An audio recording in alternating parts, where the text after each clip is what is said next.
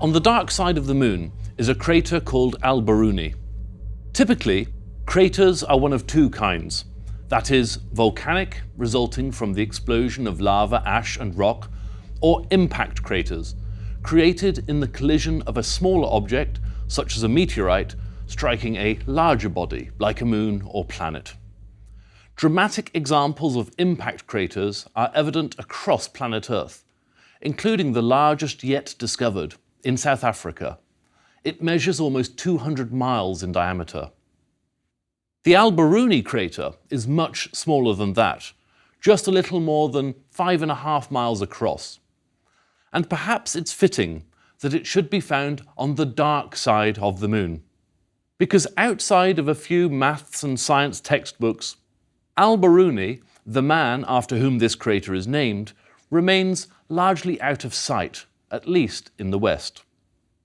In spite of the fact that he's not a household name, Biruni's impact on scholarship was, and remains, powerful nevertheless.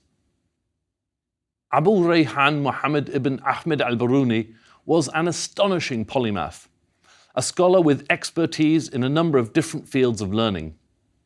One of the greatest intellects of his time, Biruni was a Persian who lived from the year 973 to around 1052, and left a mark on numerous academic fields, including physics, maths, astronomy, geography, anthropology, and history. He was also a keen student of religious studies, and not just Islam. He read and wrote widely on Judaism, Christianity, Zoroastrianism, Hinduism, Buddhism, and other religions. If all that wasn't enough, he was also an accomplished linguist who could work in at least 7 languages, from his now extinct mother tongue of Khwarezmian to Persian, Arabic, Sanskrit, Greek, Hebrew, and Syriac, a dialect of Aramaic. That was one of the most widely spoken languages in the Middle East during the Islamic Golden Age, which roughly covers the years 750 to 1258. So it's no wonder that Biruni was also known as Al-Ustadh, the master. But in addition to his brilliant mind, Biruni also comes across as honest, open-minded, tolerant, and compassionate. His peerless scholarly achievements and his unceasing search for wisdom make him the personification of that great intellectual feast of invention, inspiration, and insight known as the Islamic Golden Age. In this lecture, we'll examine the life and times of Biruni and give close consideration to one of his most important books, Tariq al-Hind, or The History of India. It is a foundational text in the field of Indology, that is, the study of India and Indian cultures. And it's important for a number of other reasons as well. To offer just 3, they are: 1, his honest and scholastic approach to the study of alien cultures and religions; 2, his dispensation to favour reason above ideology; and 3, his research methodology, which was thorough, verifiable, and academically sound, even by modern standards. There's also something else that makes Biruni's book remarkable, but I'm not going to say what that is just yet. So without further ado, let's retrieve Biruni from the dark side of the Moon and shine a light on him. One feature that marked most of Biruni's life and times was the political uncertainty that existed in the Eastern Persian Empire and modern Afghanistan, Pakistan, and India. This is important context for understanding Biruni's worldview, and also how it related to his monumental study of India. Biruni was born in the city of Khwarezm in modern-day Uzbekistan, but admitted, in a poem he wrote, that he didn't know who his father was, much less anything else about his family tree. In his formative years, Biruni was schooled in Islamic subjects such as theology and jurisprudence, and non-Islamic fields, including astronomy, medicine, and mathematics, then also known as the Greek sciences. From the start of his life, it was evident that he was exceptionally gifted. As for the political complexities then swirling around Central Asia, Iran and Afghanistan, they're beyond the scope of this lecture, but suffice it to say that peace and stability could not be taken for granted. One result of this was that a scholar such as al-Biruni might be fated in a royal court one day and then unemployed and imprisoned or on the run the next. Such political uncertainty was, one might think, far from golden. But in his lifetime, al-Biruni served 6 different princes. All of them were known for their unpredictable and violent tempers, and most died violent deaths. And yet, al-Biruni still managed to emerge as one of the world's greatest and most original thinkers. And even scholars have to make a living, which is why al-Biruni and his contemporaries needed to gain employment in one or another royal court for patronage and security. Al-Biruni explained this one day after he was asked the following question: why is it that scholars always flock to the doors of the wealthy, but the wealthy are not inclined to call on the scholars? Al-Biruni replied, because the scholars are acutely aware of the use of money, while the rich man is too often ignorant of the nobility of learning. By his mid-20s, al-Biruni had already established a reputation as an important thinker. He completed his first major work in the year 1000, or 390 or 391 in the Islamic Hijra calendar. Known in English as The Remaining Traces of Past Centuries, or The Chronology of Ancient Nations, it's a remarkable book, and we'll see why shortly. First, let's finish looking at the course of his life.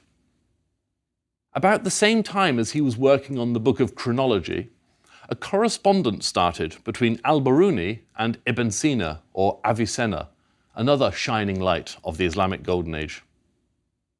Al-Biruni was only 7 years older than Ibn Sina, but he refers to him somewhat patronizingly as the youth.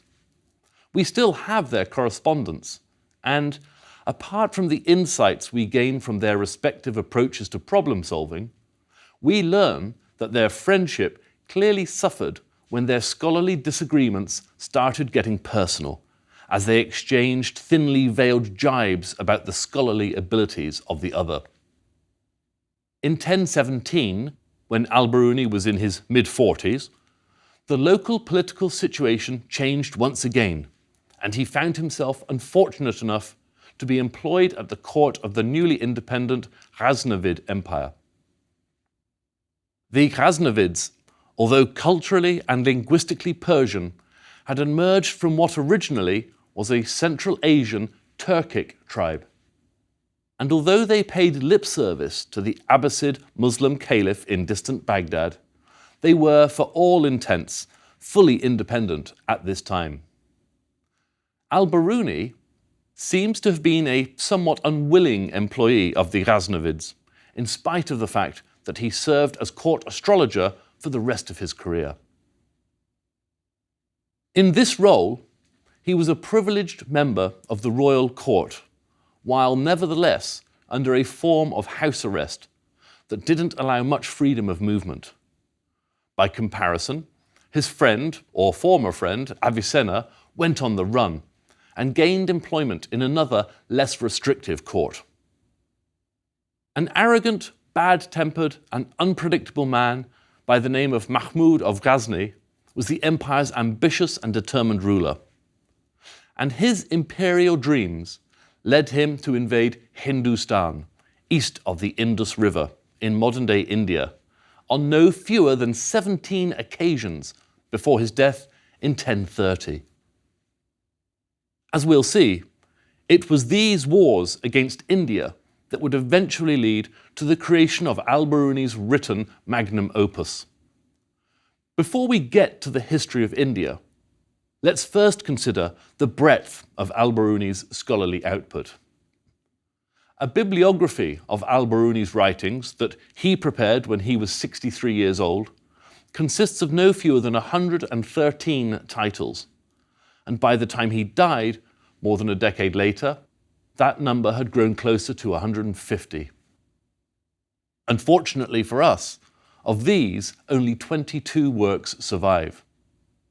But taken together, this written output equals roughly 13,000 pages. That's an impressive total, especially when we consider that more than half of the works were mathematical or scientific and highly technical in nature, and, therefore, replete with numerical tables and scientific calculations. Al-Biruni's first major book, The Remaining Traces of Past Centuries, or The Chronology of Ancient Nations, remains a fascinating read.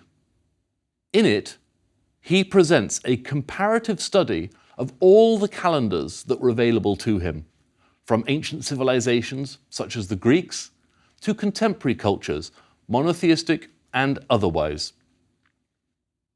He explained how different cultures measure the passing of time, and he employed mathematical, astronomical, and historical data to flesh out the cultural and religious traditions of these societies. So, for instance, while telling readers about different groups within the Muslim, Jewish, Christian, and non-Abrahamic faiths, he also provided details about the feast days they celebrated and the liturgies they used. One simple example of the importance of al-Biruni's scholarship can be conveyed by stating that his writings on the Jewish calendar are more detailed than any surviving Hebrew sources from the time. They are also an early example of al-Biruni's lifelong obsession with measuring time and space. This drive found another outlet in geodesy, which is the branch of applied mathematics concerned with measuring the Earth. Now, while the Greek mathematician and geographer Eratosthenes was the first person to measure the Earth's circumference during the 3rd century BC, al-Biruni came up with another, better means for calculating it. Eratosthenes had relied on summer solstice sightings and his knowledge of the distance between Alexandria and Aswan in southern Egypt. While impressive, Eratosthenes' calculations resulted in an unavoidable degree of error, not least because of his assumption that Alexandria and Aswan were on the same line of latitude. By comparison, al-Biruni employed trigonometry to make calculations based on the angle between the top of a mountain with a known height and the plains below. Not only did this allow an individual to make the calculations from a single spot or point, it also meant that al-Biruni could avoid, in his own words, walking across hot, dusty deserts. The Earth's circumference is 24,901 miles. Al-Biruni's calculations produced a result with an error of less than 1%, or about 200 miles. In Europe, a similar degree of accuracy wasn't achieved until the 16th century, under the Flemish cartographer Mercator. As a court astrologer, al-Biruni had to produce regular readings for his paymasters, even as he ridiculed the unscientific pursuit of interpreting star charts.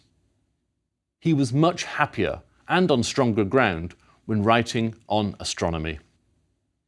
One of his greatest books is the Masudic Canon. Largely based on Ptolemy's own great work, Almagest, al-Biruni nevertheless included material from other sources, Indian, Persian, and Arabic among them, before offering his own observations. Almost inevitably, al-Biruni's book improves on many of Ptolemy's calculations.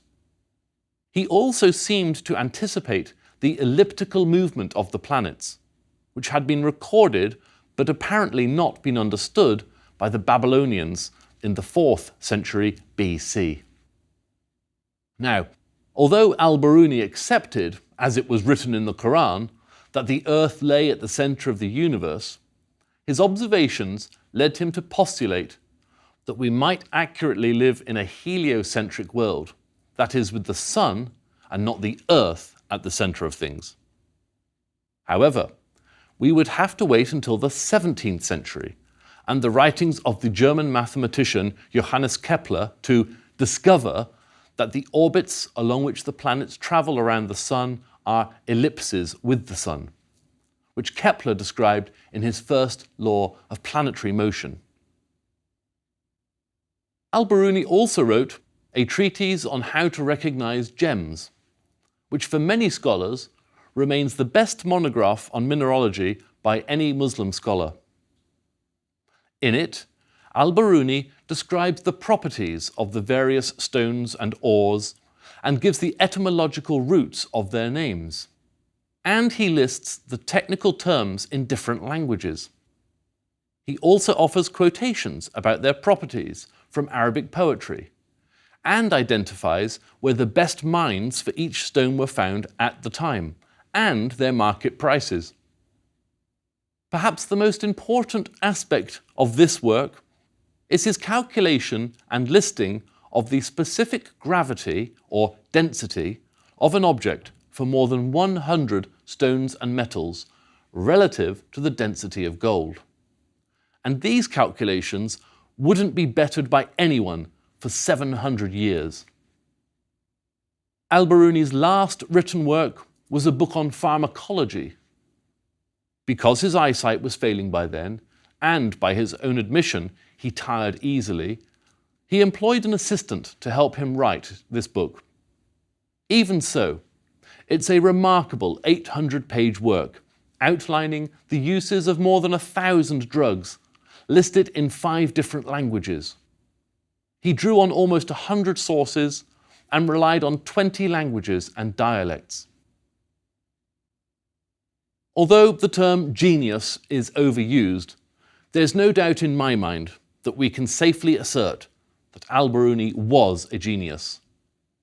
Now, let's look in more detail at one of Al-Biruni's most important works, the Tariq al-Hind, or The History of India, the first book about India written by a Muslim scholar. In particular, it's a history of India as a Hindu state, including the philosophical and religious beliefs of the people, and a description of what he calls Hindu maths, science, and astrology. At the time, many Muslim rulers, and no doubt most clerics, saw Hinduism as misguided paganism at best, and idol worship at worst, an unforgivable sin in Islam. And even today, Al-Biruni has many critics in the Muslim world. If human history has taught us anything, it's that folly is always with us, whereas tolerance and wisdom are often in short supply. As my late father used to say, the one thing to remember about common sense is that it's not very common. What Al-Biruni himself wrote about his history of India was the following: "This is not a book of controversy and debate, putting forward the arguments of an opponent and distinguishing what is false in them from what is true. It is a straightforward account, giving the statements of the Hindus and adding to them what the Greeks have said on similar subjects, so as to make a comparison between them." But for that matter, Al-Biruni didn't seem to care what his less intelligent critics said about him. He remained a devout Muslim all his life and held firm to the idea that God gives people minds to search for the truth, which is how he saw his life's work, the pursuit of pure knowledge. While often very critical of Hindu religious and philosophical ideas, seeing them as flawed logically and ideologically, nevertheless, Al-Biruni was never polemical in his criticisms. Rather, as he told us, he stated simply the facts as presented by the Hindus and offered a reasoned response.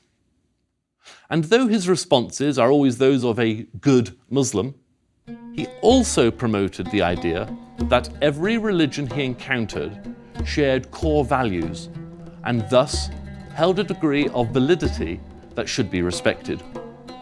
He also included the pagan ancient Greeks, among them Plato, in this assessment.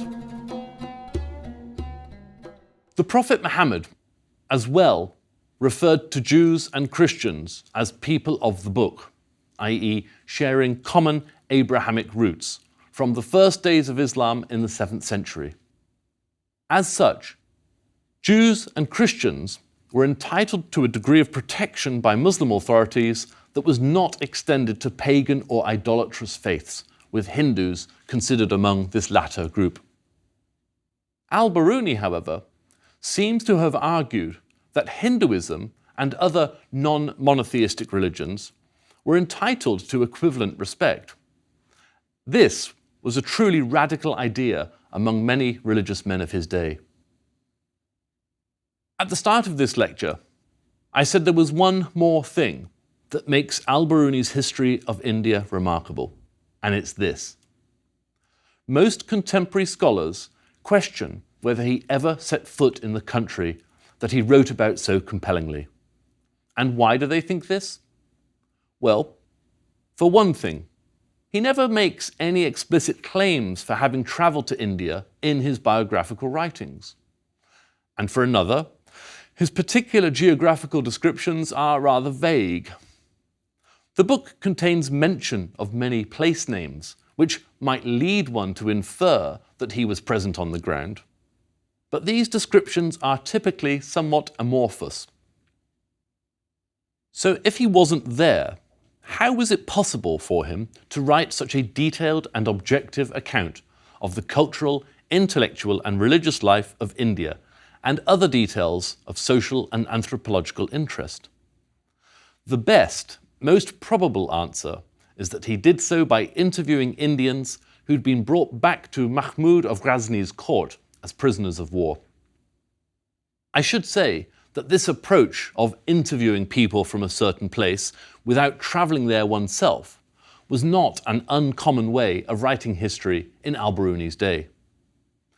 Whether or not Al-Biruni actually travelled with Mahmud's invading armies, Cambridge University professor James Montgomery describes this work as a jewel of a book and adds that no book like it had ever been attempted before. In concluding, I'm going to offer a broader assessment of Al-Biruni and his legacy. As I've argued from time to time, the term Islamic Golden Age is an imperfect one to describe the scholastic advances of roughly 5 centuries. For one thing, the term could be seen as excluding the massive contributions made by non-Muslim and indeed non-Arab scholars. But this is not the intention. And to be fair, most Muslim scholars of the period were honest enough to acknowledge the debt they owed to non-Muslim counterparts and predecessors. But while the term Islamic Golden Age may be imperfect, just as a term such as the European Dark Ages is imperfect, the nomenclature is widely used and understood and remains useful as a piece of shorthand. As for whether or not this period was truly golden, in terms of advancing human knowledge, I believe it remains convincingly one of the brightest periods in human history. Does that mean that all people were treated fairly and justly throughout the period? Of course not. This is human history we're talking about. And if there's one thing we consistently get wrong, it's how we treat one another, especially those we perceive as being different, for instance, by religion, language, race, and so on. However, the overriding aspiration of scholars during the Golden Age was the pursuit of learning and the dissemination of that knowledge. And that's why I believe Al-Biruni personifies the Golden Age. Is he better than all the other scholars from the period? That's very difficult to evaluate, and perhaps beside the point. In the West, at least, he's certainly not the best known scholar from the time, although there are a couple of reasons why this should be. And these reasons have nothing to do with his brilliant mind. Al-Biruni had the misfortune, and good luck, to live in a time of political upheaval. Misfortune because, as he wrote, his political career in no fewer than 6 royal courts was, at least in part, forced upon him. As he once wrote, "I was driven into worldly affairs and became the envy of fools and pitied by the wise." At the same time, this was a stroke of good luck too, because had it not been for the variety and ambition of these royal courts, Al-Biruni would never have come into contact with the many very different civilizations that he did come to know. Foremost among these encounters, for both posterity and Al-Biruni's reputation, was his contact with Hindu India, whether first-hand or otherwise. So, from his earliest days, Al-Biruni's scientific and anthropological scholarship appears sincere, genuine, and pure. As he once wrote, "The stubborn critic would say, 'What is the benefit of these sciences?' He does not know the virtue that distinguishes mankind from the animals. It is knowledge, in general, which is pursued solely by man, and which is pursued for the sake of knowledge itself, because its acquisition is truly delightful and is unlike the pleasures derived from any other pursuit. For good cannot be found, nor evil avoided, except by knowledge. What benefit is brighter than this? What use more abundant?" One factor related to Al-Biruni's centuries of neglect in the West is that he was never translated into Latin, and so remained beyond the grasp of generations of European scholars, including during much of the Middle Ages and throughout both the Renaissance and Enlightenment periods. He was only rediscovered in the modern era, and Al-Biruni never attracted a Western Latinized nickname. Ibn Sina, one of the greatest scholars from the Islamic Golden Age, became known as Avicenna in the West. Likewise, the 12th century philosopher from modern Spain, Ibn Rushd, was renamed Averroes in Europe.